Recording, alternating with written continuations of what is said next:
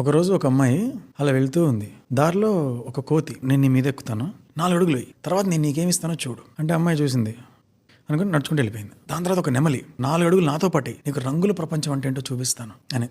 అమ్మాయి అలా చూసింది అనుకుని నడుచుకుంటే ముందుకు వెళ్తాం. ఈ రెండు పోటీపడి వచ్చాయి. ఎందుకు మేము ఇంత చెప్తున్న మాటలు వినట్లేదు, ఏమవుతుంది?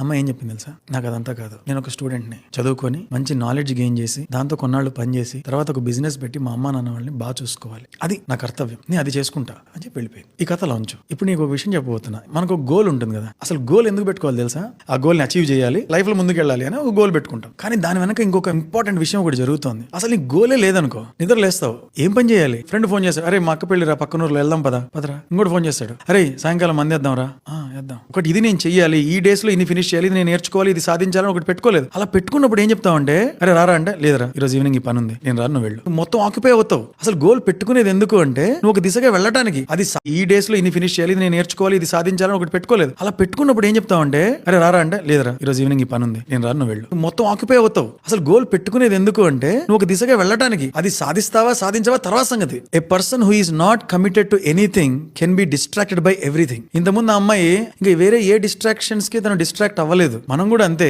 ఒక పని పెట్టుకున్నాం అనుకో, ఆ పని మీదే ఫోకస్ ఉంటుంది. మిగతా వచ్చి అరే మామ 5,000 బెటరా, 1,00,000 వస్తుందంట అంటే పని ఉంది నాకు, అది కాదు. ఒకవేళ నీకు గోల్ లేకపోతే అన్నిటికీ డిస్ట్రాక్ట్ అవుతావు, చివరికి ఎటు పోలేవు. నువ్వు ఇలా జరిగిపోయిందని తేరుకునేలోగా సగం జీవితం అయిపోయి ఉంటుంది. ఏది చెయ్యాలి ఏది చెయ్యకూడదు అని ఒక క్లియర్ కట్ క్లారిటీ ఉంటుంది. ఒక పర్పస్ తో ముందుకెళ్తుంటావు, చాలా విలువ ఉంటుంది అలాంటి వాళ్ళకి. So that is why setting a goal is important.